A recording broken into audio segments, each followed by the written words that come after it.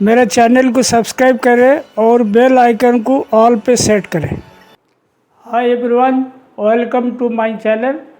आज हम drop frame blend और ब्लो रूम ब्लेंड जो होता है पीसी प्रोसेस का, उसका बारे में आपको डिटेल में बताएंगे, कंपैरिजन स्टडी का।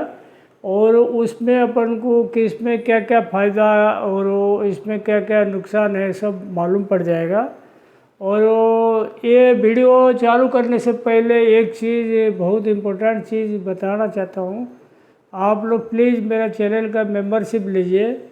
अगर मेंबरशिप से चैनल चलाना मुश्किल हो जाता है और हो सकता है ये चैनल अपन लंबी रन में चला नहीं सकेंगे, तो आप प्लीज़ सब्सक्राइब कीजिए और फॉरवर्ड कीजिए, नंबर ऑफ व्यूज बढ़े और आपका दोस्त लोग को इसमें इन्वॉल्व करिए और इसमें मेंबरशिप लेने की कोशिश कीजिए। और आज का टॉपिक देखिए, drop frame blend versus blow room blend. तो उसमें क्या होता है, पॉलिस्टर कर्टन का ब्लेंडिंग के बारे में बताएंगे। पॉलिस्टर कर्टन दो प्रकार का होता है। जैसे कि आप पूरा कार्डेड चलाते हो, ये बिल्कुल कोर्स काउंट चलाते हो, क्वालिटी का इतना मारामारी नहीं है, डोमेस्टिक चलाते हो, उस केस में आप ब्लो रूम ब्लेंड कर दोगे, चल जाएगा। अगर आपको प्रीमियम क्वालिटी बनानी है और बढ़िया क्वालिटी, बढ़िया आईपीआई वगैरह देनी है, सीएसपी वगैरह अच्छा देना है, तो उस केस में आपको ड्रॉप फ्रेम ब्लेंडिंग पे जाना पड़ता है। और ड्रॉप फ्रेम ब्लेंडिंग में थोड़ा कॉस्टली पड़ता है, मैन्युफैक्चरिंग कॉस्ट, धागा का रेट भी उसी हिसाब से आप ले सकते हो। लेकिन उसको बढ़ाने के पीछे ये चीज़ है, मतलब ड्रॉप फ्रेम ब्लेंड में थोड़ा एक डिमेरिट है, उस पर थोड़ा लिमिटेड ब्लेंड हो जाता है। आपको मैं डिटेल बताता हूँ। देखिए, सबसे पहले देखिए, any type of blends may be done. मतलब पॉलिस्टर कर्टन का अगर आप मिक्सिंग स्टेज में मिक्स कर दिया, समझ लो पॉलिस्टर में बोल रहा हूँ, एक बार बोलता हूँ। देखिए, समझ लो 65% पॉलिस्टर है, ठीक है, और 35% कर्टन है। तो उसको मिक्सिंग का रेशियो के हिसाब से आप कर्टन थोड़ा ज़्यादा ले लेना, 35 की जगह इसको। और ये जो कर्टन यूज़ करोगे, देखो ओपन कर्टन है या स्लाइबर है, उस हिसाब से आप अमाउंट डिसाइड करोगे। और कोशिश करना, ये जैसे 65% है और 35% कर्टन है, अगर स्लाइबर यूज़ करते हो तो 1% ज़्यादा ले लोगे, चल जाएगा। मतलब 35 की जगह 36% ले लोगे, ये 64% ले लोगे। समझ लो आप स्लाइबर की जगह ओपन कर्टन यूज़ कर रहे हो, मतलब जस्ट स्टेप किलर या ब्लेंडर में ओपन किया हुआ कर्टन, तो उस केस में ये थोड़ा ज़्यादा लेना पड़ेगा। 1% काम नहीं चलेगा, इसमें 3% करीब ज़्यादा लेना पड़ेगा और उसी हिसाब से पॉलिस्टर का क्वांटिटी कम हो जाएगा। और ये जो चीज़ है, ये आपकी जो मिल में किस टाइप का कर्टन मंगाते हो, कितना ट्रास है और वो कितना शर्ट फाइबर है, उस ऊपर डिपेंड करता है। मतलब ये आप ब्लो रूम ब्लेंड जब चालू करोगे, उससे पहले आपको स्टडी करना पड़ेगा अपन कितना % कर्टन ज़्यादा लेने से अपना ब्लेंड बराबर बैठता है, उसी हिसाब से आप लेना। क्योंकि कर्टन टू कर्टन वेरी करता है कितना % ज़्यादा लेना है कर्टन। अगर बिल्कुल ट्रासी कर्टन है तो ज़्यादा लेना पड़ेगा, क्योंकि वेस्ट निकल जाएगा। और अगर ट्रासी कर्टन नहीं है तो कम रहेगा। और ड्रॉप फ्रेम ब्लेंड में लिमिटेड ब्लेंड्स डन।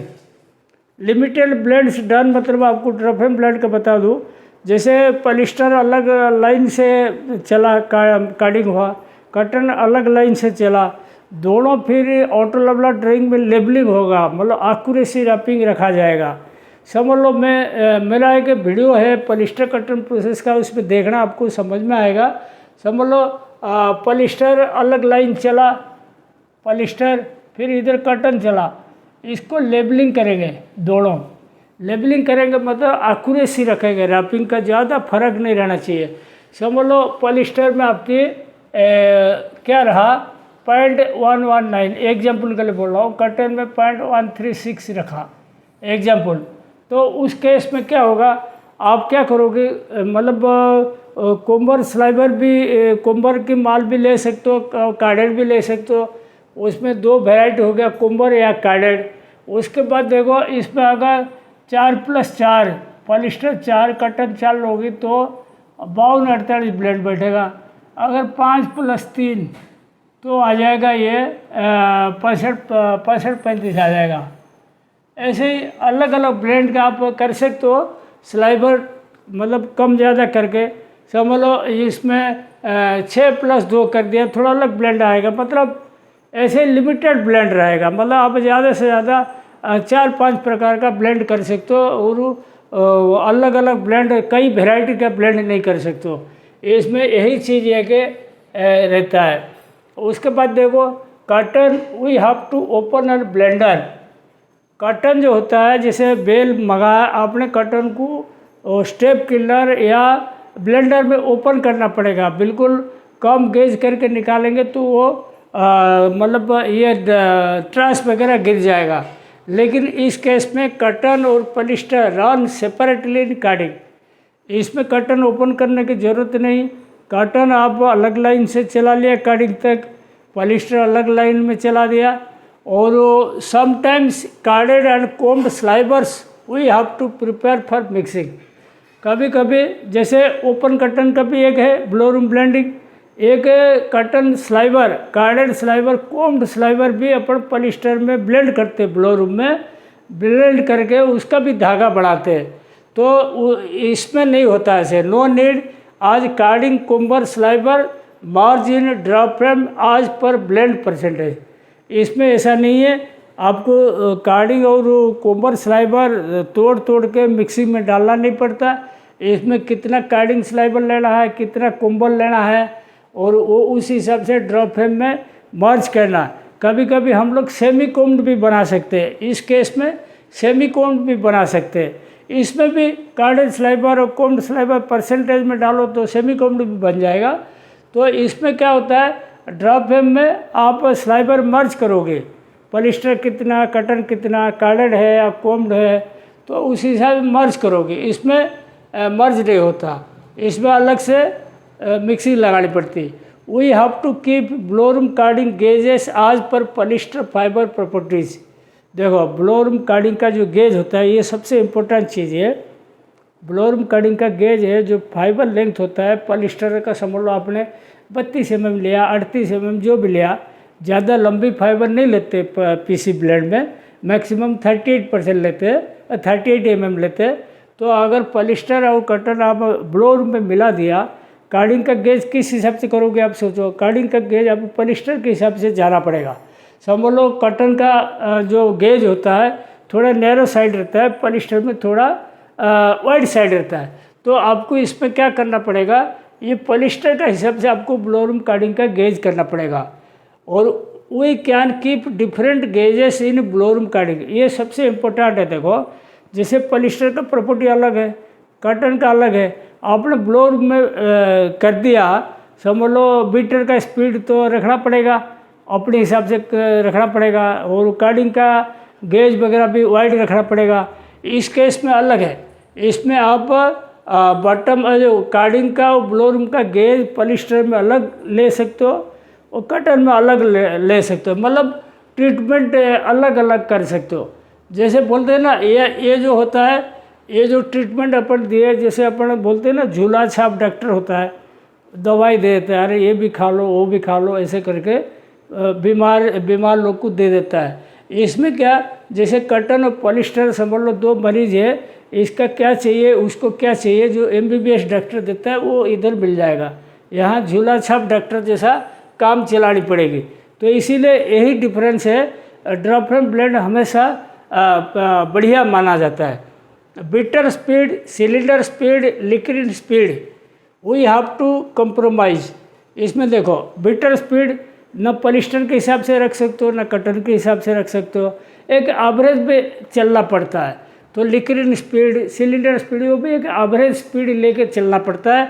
इसमें क्या आपको स्पीड में कंप्रोमाइज़ करना पड़ता है, एक्यूरेसी नहीं आएगा, क्योंकि पॉलिस्टर का प्रॉपर्टी अलग है, कॉटन का प्रॉपर्टी अलग। स्पीड तो जैसे ब्लो रूम पे ब्लेंड कर दिया तो एक जैसा करना पड़ेगा, अलग अलग नहीं कर सकते हो। तो इसमें देखो appropriate speed of beaters, cylinder, liquid में be done separately as per fibre properties. आपके कॉटन और पॉलिस्टर का जो अपना स्पीड टारगेट है, नॉर्मल है, जो सूटेबल है वो कर सकते हैं। बिटर का speed, cylinder speed, liquid speed, also flat speed वो भी अलग अलग कर सकते हो। गेज और स्पीड सब अलग अलग कर सकते हो। और blend variation problem higher. Blower mixing में क्या होगा, आपकी अगर समझ लो क्वांटिटी वजन करके डालते हो ना, जैसे ड्रॉप फैन में जो पॉलिस्टर इतना किलो लिया, कॉटन इतना किलो लिया, कभी कभी देखो ये मैनुअल एरर हो जाता है। मैनुअल एरर हो जाएगा, या समझ लो कॉटन में मॉइस्चर ज़्यादा है तो ब्लेंड वेरिएशन आ जाएगा। वो कोई भी किसी भी कारण से थोड़ा बहुत अगर गड़बड़ होगा तो इसमें ब्लेंड वेरिएशन का चांस ज़्यादा रहता है। और इसमें देखो may be blend variation problem lower side, इसमें ब्लेंड वेरिएशन का बिल्कुल कम से कम रहता है चांस, क्योंकि आपने जब कार्डिंग का स्लाइबर निकला, पॉलिस्टर निकला, कॉटन निकला, इसको बिल्कुल ऑटो लेवल ड्राइंग में पहले लेबलिंग करना। लेबलिंग करोगे पूरा एक्यूरेट रैपिंग आ जाएगा। उसके बाद ब्रेकर ड्रॉप में पॉलिस्टर कॉटन मिला के इसको ब्लेंडिंग करना। उसके बाद में फिर फिनिशर चलाना, मतलब 3 प्रोसेस देना पड़ेगा। एक हो गया लेबलिंग, एक हो गया ब्लेंडिंग, एक हो गया फाइनल। तो 3 प्रोसेस ड्रॉप ब्लेंडिंग में ज़रूरत है, जबकि इसमें 2 प्रोसेस में हो जाता है। इसमें क्या खाली ब्रेकर और फिनिशर, इसमें 3 प्रोसेस करना पड़ेगा। तो क्या हो गया, ब्लेंड वेरिएशन कम हो जाएगा। For levelling of cotton polyester auto leveller drop frame must important rest button roll gauges as usual. देखो ये जो चीज़ है drop frame and simplex button roll gauge as usual. जैसे आपने ब्लो रूम में मिक्सिंग कर दिया तो कार्डिंग से कंबाइंड होकर स्लाइबर निकला पॉलिस्टर कॉटन, तो ड्रॉप फैम और सिंपलेक्स का जैसे पीसी का जो गेज रहता है, बटन रोल गेज वगैरह रहता है, उस हिसाब से आज यूजल रहेगा। और इसमें देखो for levelling of cotton polyester auto leveller drop frame must important rest button roll gauge as usual. जैसे यहाँ पे जो बटन रोल गेज रहेगा ब्लेंडिंग और फिनिशर में वही गेज रहेगा, लेकिन उससे पहले जो लेबलिंग करोगे कॉटन और पॉलिस्टर, वो दोनों बिल्कुल अलग गेज में अलग हिसाब से उसको करना पड़ेगा। उसके बाद देखो drop fam krill stop motion not so important, लेकिन ड्रॉप फैम जो क्रील का जो स्टॉप मोशन होता है, जो सिंगल स्लाइबर कभी कभी पास हो जाता है, तो वो देखो मिक्सिंग जब ब्लोअर ब्लेंडिंग करोगे उसमें इम्पोर्टेंट इतना नहीं है, लेकिन है इम्पोर्टेंट है। हम ये नहीं बोल रहे कि स्टॉप मोशन बाईपास करके चला, इम्पोर्टेंट है, लेकिन इतना इम्पोर्टेंट नहीं जितना ड्रॉप फैम ब्लेंड में है। ड्रॉप फैम ब्लेंड में krill stop motion most important. Drop fam blend में अगर क्रील स्टॉप मोशन नहीं रहेगा, समझ लो आपने 5 पॉलिस्टर चला और वो 3 कॉटन चला, फॉर एग्जाम्पल बोल रहा हूँ, 5 पॉलिस्टर और 3 कॉटन चला है, 5 पॉलिस्टर और 3 कॉटन, बीच में स्टॉप मोशन काम नहीं किया, इसमें एक स्लाइबर टूट गया तो ये रह गया 2। तो 5 और 2 जब चलेगा तो ब्लेंड वेरिएशन आएगा। तो स्टॉप मोशन सबसे इम्पोर्टेंट पीसी प्रोसेस में, ड्रॉप फैम ब्लेंड में, ये जो स्टॉप मोशन में अंडरलाइन किया, ये सबसे इम्पोर्टेंट चीज़ है। नहीं तो ब्लेंड वेरिएशन आएगा भयंकर, ऐसे नहीं 1-2% नहीं 10-12% का फर्क आ जाएगा बीच बीच में। और आईपीआई लेवल में on higher side, IPI level क्यों हायर साइड रहेगा, समझ लो पॉलिस्टर कॉटन मिला के अपने कार्डिंग में चला है, तो गेज तो पॉलिस्टर के हिसाब से रखा, कॉटन का हिसाब से तो रखा नहीं, तो उस केस में आपकी आईपीआई लेवल बिल्कुल बढ़िया नहीं आएगा। और इसमें IPI level the best in PC process, IPI level जो होता है ड्रॉप फैम ब्लेंड में बढ़िया आता है, क्योंकि इसमें एक्यूरेसी रहता है, मतलब बराबर ट्रीटमेंट दिया जाता है। पॉलिस्टर को अलग से ट्रीटमेंट दिए, कॉटन को अलग से ट्रीटमेंट दिए प्रोसेस पैरामीटर के हिसाब से, इसमें नहीं है। देखो डोमेस्टिक क्वालिटी प्रिफर्ड ओनली, ये जो पीसी प्रोसेस जो चलाते हैं ब्लोअर ब्लेंडिंग का, बिल्कुल वो डोमेस्टिक मटेरियल जो बिल्कुल कम ग्रेड का जैसे मटेरियल है वो बनाने में पुराता है। इसमें both domestic and exports quality में भी प्रिपेयर्ड। ड्रॉप एंड ब्लेंड में आप डोमेस्टिक क्वालिटी बना सकते हो और एक्सपोर्ट भी बना सकते हो। देख ले उसका क्वालिटी ब्लोअर मिक्सिंग से, मिक्सिंग ब्लेंडिंग जो होता है ब्लोअर में, उससे बढ़िया रहेगा।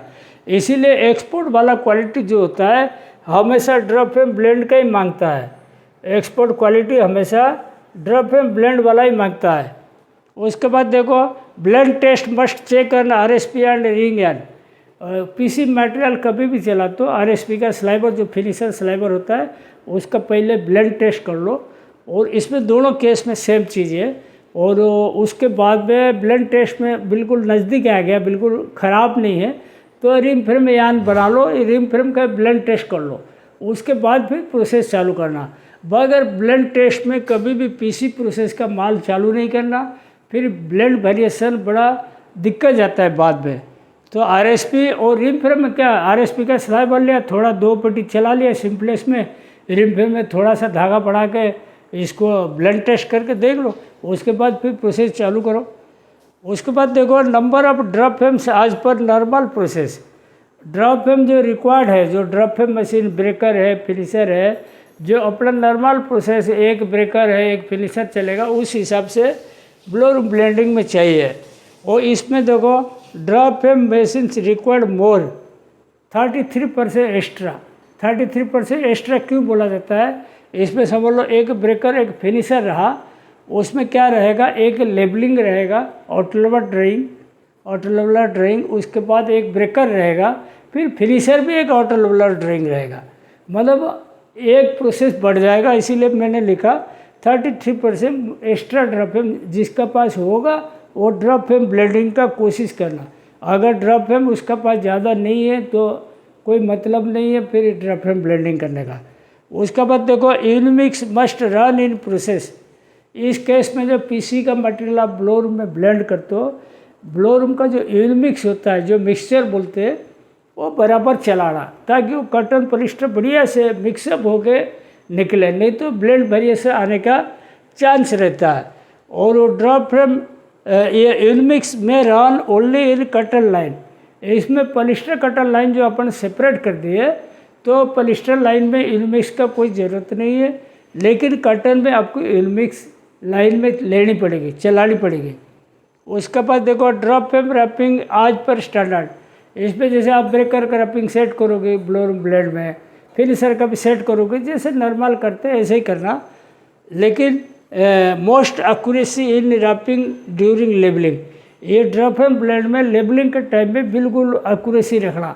समझ लो जैसे RSP ड्राइंग का रैपिंग रखते हैं ना, ऐसे ही बिल्कुल ये भी ऑटो लेवल ड्राइंग है, तो लेबलिंग टाइम में बिल्कुल बढ़िया एक्यूरेसी रखोगे तब जाके इसमें पूरा आएगा। उस पर देखो पावर कंजप्शन लो, इसमें पावर कंजप्शन हायर साइड। तो पावर कंजप्शन जो होता है लो रहता है किस में, ब्लो रूम ब्लेंड में, और ड्रॉप फ्रेम ब्लेंड में ज़्यादा रहता है थोड़ा, क्योंकि अपना एक प्रोसेस ड्रॉप फ्रेम बढ़ गया, कार्डिंग लाइन पॉलिस्टर अलग से चला है, कटन लाइन अलग से चला है, तो उसमें अपन को थोड़ा पावर का खर्चा बढ़ता है। तो कोई बात नहीं, उसका धागे का रेट जब बढ़ा हुआ मिलेगा आप उसका प्रॉफिटेबिलिटी अच्छा आएगा, कोई दिक्कत नहीं है। और ये जो ड्रॉप फ्रेम ब्लेंड और ब्लो रूम ब्लेंड का देखे आप लोग, इसका देखो रिम फ्रेम में तो ऐसे ही आएगा, एक जैसा आएगा, कोई इतना फर्क नहीं पड़ेगा। ऑटो कोरम में थोड़ा ड्रॉप फ्रेम ब्लेंड में थोड़ा कट्स वगैरह कम आएगा, ब्लो ब्लेंड में थोड़ा ज़्यादा आएगा। और स्पीड पैटर्न वगैरह जो ब्लो रूम ब्लेंड में रहेगा और ड्रॉप फ्रेम ब्लेंड में जैसे ज़्यादा फर्क नहीं, 19-20 का रहेगा, कोई इतना इम्पोर्टेंट नहीं है। और आज का टॉपिक मैं यहीं पे समाप्त करता हूँ। आप लोग को वीडियो कैसे लगा ज़रूर कमेंट कीजिए। Thank you.